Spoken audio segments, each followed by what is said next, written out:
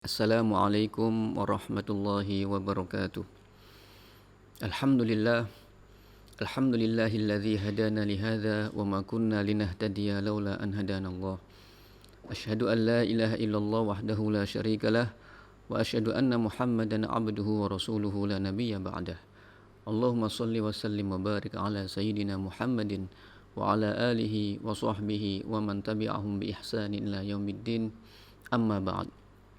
Ikhwatal iman, saudara-saudaraku yang seiman, pada kesempatan kali ini kita akan bersama-sama mengaji tentang tema belajar sabar dari ibadah puasa Ramadan. Banyak sekali hikmah, pelajaran yang diberikan oleh ibadah puasa di bulan suci Ramadan. Ibadah puasa ini dan seperti ibadah-ibadah yang lain, manfaat dan maslahatnya kembali kepada kita semua selaku umat yang diperintah oleh Allah Subhanahu wa taala. Di dalam Al-Qur'an Allah Subhanahu wa taala merintahkan ibadah puasa di dalam ayat ya ayyuhalladzina amanu kutiba alaikumussyiyam kama kutiba alal ladzina min qablikum la'allakum tattaqun. Wahai orang-orang beriman, diwajibkan atas kalian beribadah puasa sebagaimana telah diwajibkan kepada orang-orang sebelum kalian, agar kalian menjadi orang-orang yang bertakwa. Maka salah satu maslahat atau manfaat dari ibadah puasa ini adalah ibadah yang mengajarkan kepada kita sikap bersabar. Antara sabar dan puasa ini ada kesamaan. Secara definisi, puasa itu atau saum itu didefinisikan sebagai al-imsak anil akli wa syurbi wal jima, yaitu menahan tidak makan, minum, dan berhubungan suami istri. Sabar itu juga didefinisikan dengan definisi yang sama, al-habsu, yaitu menahan. Maka antara puasa dan sabar ini ada kesamaan hakikat, kesamaan makna. Kita diperintahkan ibadah puasa, itu intinya kita juga diperintahkan untuk bersabar.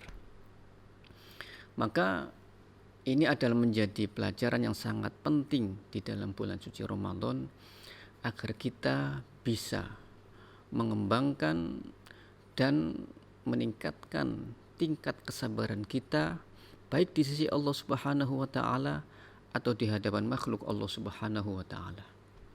Allah Subhanahu wa taala sangat menyanjung orang-orang yang bersabar. Salah satunya di antara ayat-ayat Al-Qur'an yang berbicara tentang kesabaran, Allah Subhanahu wa taala memerintahkan fasbir kama sabara ulul azmi minar rusul. Bersabarlah sebagaimana kesabaran ulul azmi, rasul-rasul ulul azmi. Di dalam ayat ini Allah menyanjung setinggi-tingginya. Orang yang bersabar disamakan dengan ulul azmi minar rusul. Siapakah ulul azmi minar rusul? Ini adalah top 5 rasul-rasul Allah Subhanahu wa taala. Ranking 5 terbesar atau tertinggi para rasul utusan Allah Subhanahu wa taala. Ada Nabi Muhammad, kemudian Nabi Isa, Nabi Musa, Nabi Ibrahim, dan Nabi Nuh. Ini adalah ulul azmi minar rusul. Maka dengan keistimewaan sabar ini melalui ibadah puasa kita perlu menginternalisasikan sikap sabar tersebut. Sikap sabar ini setidaknya bisa kita realisasikan di dalam 3 hal. Pertama adalah bersabar ketika sedang beribadah kepada Allah Subhanahu wa taala. Kita beribadah puasa itu adalah intinya kita sedang bersabar, menahan diri ya untuk tetap teguh dan tangguh di dalam menjalankan amal ibadah puasa. Dan ibadah-ibadah yang lain, karena ibadah itu sebenarnya adalah sesuatu yang secara zahir penuh dengan perjuangan secara zahir. Namun secara batin bagi orang-orang yang khusus itu adalah menyimpan atau memiliki kenikmatan yang sangat luar biasa. maka perlu dibutuhkan kesabaran. Kemudian juga kita realisasikan kesabaran ini ketika kita menghindari kemaksiatan, dosa-dosa besar. Di dalam ibadah puasa ini atau selama bulan suci Ramadan ini, marilah kita tahan untuk tidak melakukan kebiasaan-kebiasaan buruk kita.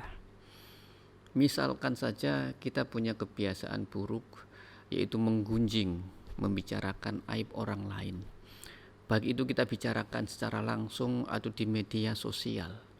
Maka di bulan Ramadan ini kita kurangi kebiasaan buruk itu. Kebiasaan buruk yang lain adalah kita sering menghabiskan atau membuang-buang waktu dengan gadget atau dengan media sosial. Maka kita kurangi atau kita hilangkan. Di bulan suci Ramadan ini kita ganti dengan kebiasaan-kebiasaan yang baik.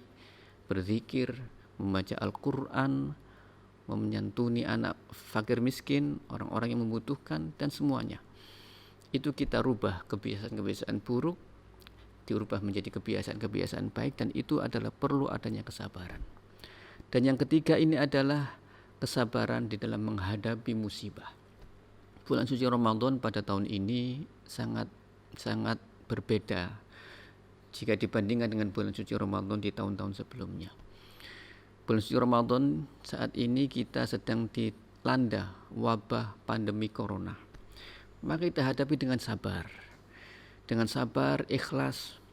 Sabar ini bukan berarti kemudian pasrah ya, tapi kita menahan diri dengan sikap tangguh, tahan uji dan ikhlas menerima cobaan ini dari Allah Subhanahu wa Ta'ala. Karena dengan kesabaran ini, insya Allah ini juga akan memberikan energi positif kepada kesehatan kita. Insya Allah imunitas kita akan menjadi baik karena kita ikhlas, karena kita bersabar dan menerima ujian dari Allah Subhanahu wa Ta'ala. Maka sebenarnya kesabaran ini adalah sesuatu yang sangat penting. Dikatakan as-sabru nisful iman. Kesabaran ini adalah sebagian dari iman, sebagian dari keimanan kita. Ketika kesabaran ini hilang, maka keimanan kita bisa dikatakan hilang juga. Logika kita, keberagamaan kita juga akan hilang karena hilangnya kesabaran. Salah satu contohnya adalah kita dihimbau oleh ulama-ulama kita melalui Majelis Ulama Indonesia, oleh pemerintah, oleh tokoh-tokoh masyarakat kita, agar kita berdiam diri di rumah.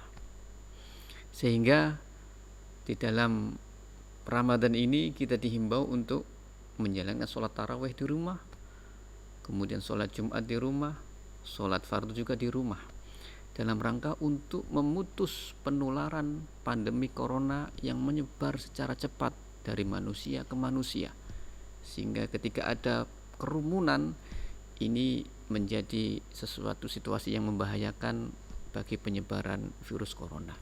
Kita dihimbau oleh ulama-ulama kita untuk tetap di rumah. Maka kita sabar, meskipun kita juga ingin dan sangat-sangat ingin untuk beribadah di masjid, sholat tarawih, tadarus, taklim, tapi dalam situasi kondisi yang seperti ini, dengan sabar kita hadapi himbauan ulama itu dengan menjalankan ibadah di rumah. Tidak perlu kita kemudian ngeyel, membantah, mendebat bahwasannya ibadah di masjid itu adalah ibadah yang sangat-sangat istimewa, bahwa kita harus takut kepada Allah bukan takut kepada corona. Saya kira ini adalah bentuk statement-statement yang tidak ada kesabaran di situ. Karena kalau kita sabar, menerima, ikhlas dengan musibah ini, dan dengan himbauan para ulama-ulama kita tentu bersabar untuk beribadah selama bulan suci Ramadan di rumah masing-masing. Di rumah kita bisa meningkatkan keikhlasan kita, kekhusyuan kita. Mungkin sejauh ini kita bisa khusyuk ketika di masjid, ketika di rumah tidak bisa khusyuk. Maka melalui wabah ini, musibah ini, kita belajar khusyuk untuk beribadah di rumah, dan juga belajar ikhlas. Barangkali kalau kita ke masjid beribadah itu karena dorongan hawa nafsu agar kita dinilai orang baik oleh orang lain, maka beribadah di rumah kita melatih diri kita untuk menjadi orang yang lebih ikhlas, bisa murni menjalankan ibadah lillahi ta'ala.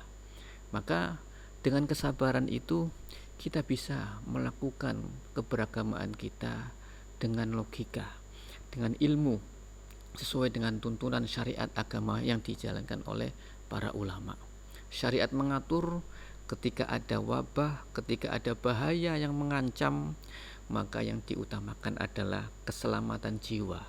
Darul mafasid muqaddamun ala jalbil masolih. Mencegah dari kemafsadahan, keburukan, itu didahulukan daripada berbuat kemaslahatan. Ikhwati fillah, saudara-saudaraku Allah di dalam seiman, marilah kita tingkatkan, kita belajar dari ibadah puasa ini kesabaran di dalam beribadah kepada Allah Subhanahu wa taala, kesabaran di dalam menjauhi kemaksiatan dan kebiasaan buruk, dan kesabaran menerima musibah yang telah ditakdirkan oleh Allah Subhanahu wa taala. Dan dengan keimanan kita, insya Allah itu adalah bekal kita untuk bisa menerima dan menjalankan sikap sabar dengan baik. Semoga tema ini bermanfaat untuk saya sendiri dan juga kepada para jamaah yang lain. Terima kasih saya haturkan atas perhatian dan atensi dari bapak-bapak semua, saudara-saudara semua. Kita akan bertemu kembali dalam kesempatan yang lain. Akhirul kalam, billahi taufiq wal hidayah. Assalamualaikum warahmatullahi wabarakatuh.